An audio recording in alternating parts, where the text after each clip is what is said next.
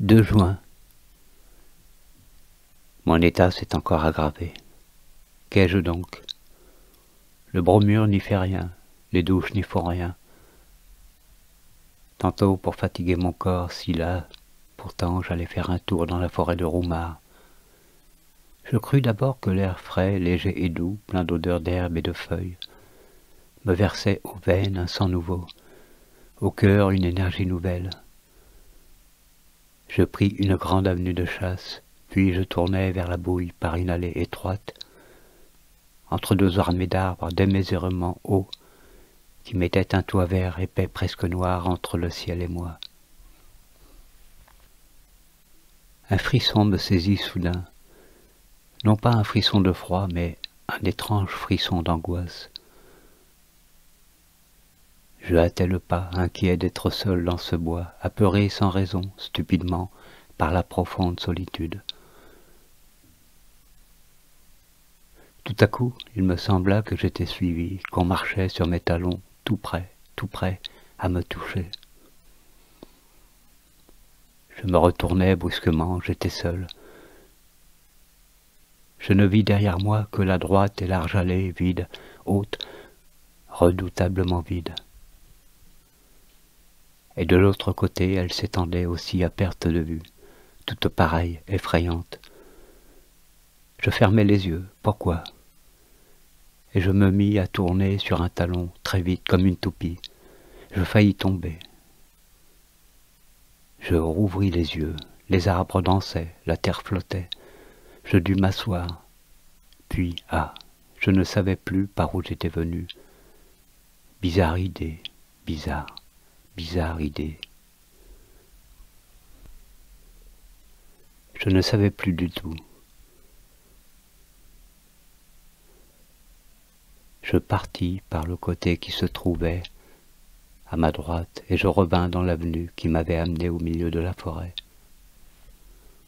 3 juin. La nuit a été horrible. Je vais m'absenter pendant quelques semaines. Un petit voyage sans doute me remettra. 2 juillet. Je rentre, je suis guéri. J'ai fait d'ailleurs une excursion charmante. J'ai visité le mont Saint-Michel que je ne connaissais pas. Quelle vision quand on arrive comme moi à Avranches vers la fin du jour. La ville est sur une colline, et on me conduisit dans le jardin public, au bout de la cité. Je poussai un cri d'étonnement. Une baie démesurée s'étendait devant moi, à perte de vue, entre 2 côtes écartées se perdant au loin dans les brumes. Et au milieu de cette immense baie jaune, sous un ciel d'or et de clarté, s'élevait sombre et pointu un mont étrange au milieu des sables. Le soleil venait de disparaître, et sur l'horizon encore flamboyant, se dessinait le profil de ce fantastique rocher qui porte sur son sommet un fantastique monument. Dès l'aurore, j'allais vers lui. La mer était basse, comme la veille au soir, et je regardais se dresser devant moi à mesure que j'approchais d'elle, la surprenante abbaye.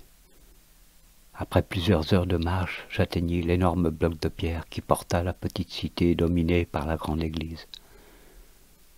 Ayant gravi la rue étroite et rapide, j'entrai dans la plus admirable demeure gothique construite pour Dieu sur la terre. Vaste comme une ville pleine de salles basses écrasées sous des voûtes et de hautes galeries que soutiennent de frêles colonnes. J'entrai dans ce gigantesque bijou de granit, aussi léger qu'une dentelle, couvert de tours de sveltes clochetons où montent des escaliers tordus, et qui lancent dans le ciel bleu des jours, dans le ciel noir des nuits, leurs têtes bizarres, hérissées de chimères, de diables, de bêtes fantastiques, de fleurs monstrueuses, et reliées l'un à l'autre par de fines arches ouvragées.